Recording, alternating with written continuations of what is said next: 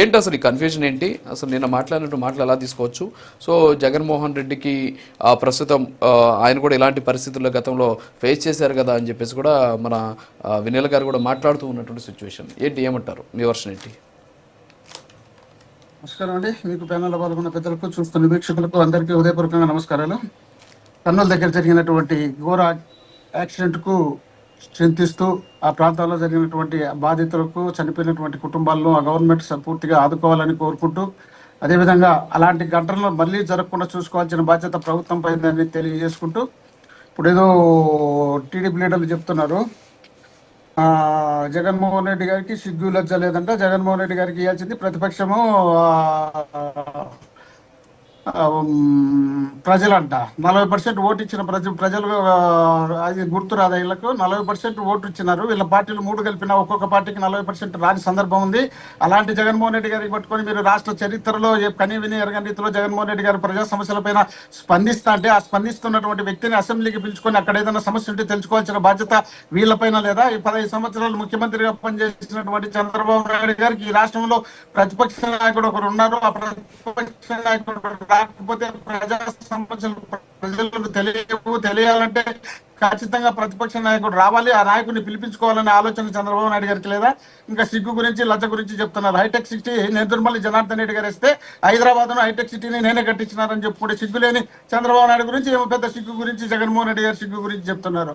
అదేవిధంగా ఫ్లైఓవర్ విజయవాడ ఒకటి శంకుస్థాపన చేసి పూర్తి కాకపోతే జగన్మోహన్ రెడ్డి గారు వచ్చి 5 ఏళ్ళు పూర్తి చేయలేకపోతే జగన్మోహన్ రెడ్డి గారు పూర్తి చేసినారు, ఓపెన్ చేసినారు. అదేవిధంగా 2వ ఫ్లైఓవర్ అక్కడ జగన్మోహన్ రెడ్డి గారు శంకుస్థాపన చేసినారు, జగన్మోహన్ రెడ్డి గారే ఓపెన్ చేసినారు. వీళ్ళకి సిగ్గు లజ్జ లేని వ్యక్తులు వీళ్ళు హైదరాబాద్ ఎయిర్పోర్ట్ జగన్మోహన్ రాజశేఖర రెడ్డి గారు కట్టించే నేను కట్టించినానని చెప్తారు. ఆ రోజు రామారావు పేరు లేదని గగ్గోలు పెట్టినటువంటి పెద్ద మనుషులు ఈ రోజు మేమే కట్టించినాము, హైదరాబాద్ కు రింగ్ రోడ్డు మేమే వేసినాము, మొత్తం మేమే కట్టించినామని చెప్పుకుంటూ పోతారు. వీళ్ళు సిగ్గుల గురించి మాట్లాడితే లజ్జల గురించి మాట్లాడితే అప్పుడు అసెంబ్లీలో 2 చేతులు జోబిలో పెట్టుకొని ఊగుతా తూగుతా మాట్లాడిన మాట వాస్తవమా కాదా? మాట్లాడేదే కాదు, వాళ్ళ సొంతం సిస్టరే, వాళ్ళ సొంత సిస్టరే నీకు మ్యాన్సనవ్ ఇష్టమా, నీ భార్య ఇష్టమా అని అడిగితే నాకు 2 కళ్ళు లాంటి వాళ్ళని చెప్పినటువంటి ఒక మీడియా సమీక్షంలో చెప్పినటువంటి ఆయన చెప్పిన దానికి అంత సిగ్గులెచ్చలేని వాళ్ళకు వీళ్ళకు అసెంబ్లీలో మాట్లాడడం పెద్ద సిగ్గులతో ఉంది. ఇంకా స్పీకర్ గురించి మాట్లాడుతున్నారు. స్పీకర్ గారు ఏంది, అక్కడ డిప్యూటీ స్పీకర్ గా ఉన్నటువంటి వ్యక్తి జగన్మోహన్ రెడ్డి గారిని సైకో అని ఎదురుగా చెప్తుంటే, ఎక్కడో సభలో లేనటువంటి చిరంజీవి గారి గురించి వాడు వీడు అంటుంటే ఆయన బల్లలు తరిచి వెరీ గుడ్ అని బల్ల తరుచుతున్నారంటే, ఇంకా ఆయన అసెంబ్లీలో స్పీకర్ను డిప్యూటీ స్పీకర్ గురించి మాట్లాడమైంది. ఒక స్పీకర్ గా ఉన్నటువంటి వ్యక్తి రోజా గారిని ఏ విధంగా మాట్లాడినారనేది విషయం తెలియకుండా స్పీకర్ గా ఎన్నుకుంటారనే సందర్భంలో జగన్మోహన్ రెడ్డి గారు గెలిచినారు, చనిపోవాలని చెప్పినటువంటి వ్యక్తి, అలాంటి వ్యక్తిని గురించి పదవులు ఇచ్చేటప్పుడే చంద్రబాబు నాయుడు గారు సిగ్గు లజ్జ లేకుండా ఎలాంటి వ్యక్తికి ఇవ్వాలా, ఎలాంటి వ్యక్తి అయితే బాగుంటాడో, ఎలాంటి వ్యక్తి ఏ స్థానంలో కూర్చోబెట్టాలనుకోకుండా జగన్మోహన్ రెడ్డి గారిని ఎవరు తిడతారు, జగన్మోహన్ రెడ్డి గారిని ఎవరు బాక్కించబరుస్తారు, ఆ విధమైనటువంటి వ్యక్తులను ఎక్కడ పెట్టాలనే ఆలోచనలో భాగంగా తీసుకొచ్చి అసెంబ్లీలో స్పీకర్ స్థానంలో ఇద్దరిని జగన్మోహన్ రెడ్డి గారిని టార్గెట్ పెట్టుకొని మాట్లాడే వాళ్ళని తీసుకుపోయి ఇద్దరిని డిప్యూటీ స్పీకర్ను కూర్చోబెట్టి మాట్లాడించి వీళ్ళు పెద్దగా చెప్పుకుంటున్నారు. అదాని డేటా సెంటర్ జగన్మోహన్ రెడ్డి గారు 2003లో ఏప్రిల్ 9వ తేదీ శంకుస్థాపన చేసిన విషయాన్ని వీళ్ళు మర్చిపోయి మేమే తెచ్చినామని ఎందుకు చెప్పుకోవాలా? మేము తెచ్చిన తర్వాత మీరు తెచ్చినారనేది ఎందుకు చెప్పుకోకూడదు? జగన్మోహన్ రెడ్డి గారు శంకుస్థాపన చేసినారు, మేము వచ్చి పని చేయిస్తున్నాం అని మీరెందుకు చెప్పుకోకూడదు? మీరే పెద్ద ఘనకార్యాలు చేసినట్టు అని మీరెందుకు చెప్పుకుంటారు? జగన్మోహన్ రెడ్డి గారు తెచ్చినటువంటి అమ్మఒడిని మీరు కదా చెప్పుకోండి. మా లోకేష్ గారి మధ్యలో నుండి వచ్చింది, ఇది మా అమ్మ లోకేష్ గారి మైండ్లో నుండి వచ్చింది అని చెప్పింది మీరు కదా. మీకు 45 సంవత్సరాలు రాజకీయాల్లో 75 సంవత్సరాలు ఉన్నటువంటి వ్యక్తులకు మీకే సిగ్గు లేకపోతే జగన్మోహన్ రెడ్డి గారికి సిగ్గు ఏంటి? జగన్మోహన్ రెడ్డి గారి సిగ్గు గురించి మాట్లాడాల్సిన అవసరం ఏముంది? జగన్మోహన్ రెడ్డి గారు చెప్తున్నది వాస్తవాలు కరెక్ట్ గా చెప్పినప్పుడు అవి భరించలేక మీరు మళ్ళీ జగన్మోహన్ రెడ్డి గారి మీద దాడి చేస్తున్నారు. ఏదైనా మాట్లాడేటప్పుడు ఒక పద్ధతిగా ఒక ప్లాన్ ప్రకారం ఆలోచన లేకుండా మాట్లాడుకుంటూ వచ్చి ఏదో ఒకటి మాట్లాడాలా, స్పీకర్ ప్రతిపక్ష నాయకుని తిట్టిపోతే మళ్ళీ మాకు ఏదైనా కిరీటాలు పెడతారనుకుంటే ఇది తప్పు కదా. జగన్మోహన్ రెడ్డి గారు ఈ రాష్ట్రంలో జరుగుతున్నటువంటి అన్యాయాలపైన, అక్రమాలపైన ఎప్పటికప్పుడు అసెంబ్లీలో మాట్లాడాలనే ఉద్దేశంలో భాగంగానే నాకు టైం కోర్టుకి పోయి సమాధానం చెప్పలేక కోర్టులో సమాధానం చెప్తే కోర్టు ఏం చెప్తుందో అనే ఉద్దేశంలో భాగంగా కోర్టును కూడా పట్టించుకోకుండా వదిలిపెట్టేసి తర్వాత మాటికి జగన్మోహన్ రెడ్డి గారు అసెంబ్లీకి రాలే మండలికి వస్తున్నారు కదా. మండలికి వస్తున్నప్పుడు ఏం చెప్తున్నారు? మీ నాయకులు సమాధానం ఇచ్చే నా సమాధానం ఏముంది?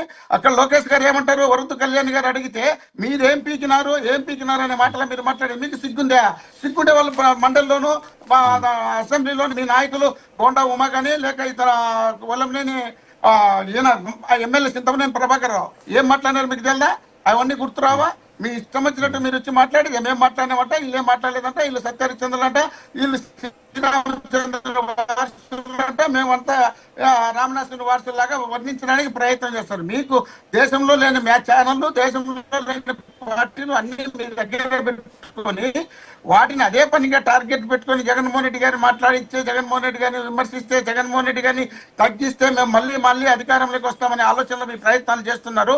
ఈ ప్రజలు అనుకున్నారు 10,000 రూపాయలు ఇస్తాము వాలంటీర్కి అని చెప్పినటువంటి మీరు 2,65,000 మంది వాలంటీర్లు ఏకదాటికి పీకి పక్కన మారేసినటువంటి మీకు సిగ్గు లజ్జ గురించి మాట్లాడతారా? కేంద్రం ఇచ్చినటువంటి land title act Jaganmohan Reddy గారు అమలు చేయడానికి ప్రయత్నం చేస్తే జగన్మోహన్ రెడ్డి గారు 75 సంవత్సరాల వయసు కలిగినటువంటి వ్యక్తి, ఎన్నికల ప్రచారంలో తిట్టినటువంటి వ్యక్తి అదే ల్యాండ్ టైటిల్ ఇప్పుడు ఎందుకు అమలు చేస్తున్నారు? ఎందుకు కనిష్టంగా చేస్తున్నారు? మీరు ఎక్కడ ఏ దాంట్లో కరెక్ట్ గా నడుచుకుంటా అంటారు కానీ మిమ్మల్ని పొగుడుకోవటా కూర్చోవాలా? మీరు చేసినటువంటి తప్పులు చూపించే మీరు మీదకి వస్తారు. ఎక్కడ చూసినా రోజు ప్రతి రోజు ఎక్కడో చోట రేపు, మానభంగము, మర్డరు, ఇష్టం వచ్చినట్టు చిన్న పిల్లలు కూడా వదలకుండా వృద్ధుల వరకు ప్రతి ఒక్కరిని రేపు చేసే కార్యక్రమం చేస్తూ వాళ్ళని చంపే మోహన్ రెడ్డి గారు ప్రసంగం కాదు, డిబేట్ చేద్దాం. ఒక్క నిమిషం ఆగండి. వస్తాం, మళ్ళీ వస్తాను మీ దగ్గర. సుజాత గారు వస్తాను. అర్థం కాదండి, టైం అయిపోయింది సార్, 7 నిమిషాలు. ఏమండి ఒక్క నిమిషం. మీరు అలా అరిస్తే నేనేం చేయలేను. మీకు 8 కరెక్టే, మీకు 8 నిమిషాలు టైం ఇచ్చానయ్యా స్వామి. మీకు నేను 8 నిమిషాలు టైం ఇచ్చాను. ఒక పని చేయండి, నేను వెళ్ళిపోతాను, మీరు మాట్లాడుకుంటాను, అందరం వెళ్ళిపోతాం. ఆగండి మోహన్ రెడ్డి గారు. అంటే అవతల అంటే మీకు నెట్ సిగ్నల్ లేదని చెప్పేసి మీరు మాట్లాడి మీ వర్షం ఇచ్చేసి వెళ్ళిపోతుంది. డిబేట్ ఎందుకైతే ఉండండి సార్. మీరు మాట్లాడారు, 8 నిమిషాలు టైం ఇచ్చా మీకు. మిగతా వాళ్ళకి అందరికి 6 నిమిషాలు ఇచ్చింది, మీకు 8 నిమిషాలు ఇచ్చా. ఇంకా మీకు నేను యాడ్ ఇచ్చేది ఉండండి సార్. అరే ఉండండి, మిగతా గెస్ట్ మాట్లాడుద్దా? మోహన్ రెడ్డి గారు మిగతా గెస్టులు మాట్లాడాలా వద్దా? ఒక నిమిషం ఆగండి. సరే ఆగండి. రోజుసేపు ఆగితే టైం అయిపోద్ది కదా. ఇదే మన ఇద్దరం చెట్టు కింద కూర్చొని మాట్లాడుకునేది కాదు, ఇది డిబేట్ కదా. టైం ఉంటుంది దానికి, 1 అవర్ టైం ఉంటుంది. ఆ 1 అవర్ టైంలో నేను క్లోజ్ చేసుకోవాలా? మీరు మాట్లాడుకుంటా పోతే మిగతా వాళ్ళు అడుగుతారు కదా, మరి మేము మాట్లాడాలి కదా అని. ఒక నిమిషం ఉండండి సార్. వాళ్ళకి 6 నిమిషాలు ఇచ్చా టైము, మీకు 8 నిమిషాలు ఇచ్చాను. మోహన్ రెడ్డి గారు మీరు కావాలని మాట్లాడొద్దు దయచేసి. మీకు నేను 6 నిమిషాలు టైం ఇచ్చా, మీకు 8 నిమిషాలు టైం ఇచ్చా, వాళ్ళకి 6 నిమిషాలు ఇచ్చాను. ఆగండి. మీకు దూరాల్సిన అవసరం లేదయ్యా స్వామి. నేను ఎందుకు దూరాను? మీరు మాట్లాడుతుంటే నేను అడ్డం వచ్చానా? మీ టైం అయిపోయింది కాబట్టి నేను ఆపాను. ఆగండి ఒక నిమిషం. ఎందుకు ప్రతిసారి ఎందుకు కావాలని మీరు మాట్లాడతారు? ఒక నిమిషం ఉండండి. 8 నిమిషాలు ఇచ్చా మీకు టైం, లెక్క పెట్టుకోండి ఒకసారి. ఒక నిమిషం ఉండండి సార్. ఒక నిమిషం ఉండండి సార్. మీకు 8 నిమిషాలు టైం ఇచ్చా. ఈడ స్టాప్ క్లాక్ పెట్టుకొని చేసుకుంటాం. ఆగండి. మీరు చెప్పేదంతా కాదు, జనాలు చూస్తున్నారు. ఆగండి ఒక నిమిషం ఆగండి ప్లీజ్. సుజాత గారు గుడ్ మార్నింగ్. మోహన్ రెడ్డి గారు ఇప్పుడు మాట్లాడారు. జగన్మోహన్ రెడ్డి గారు 2020లో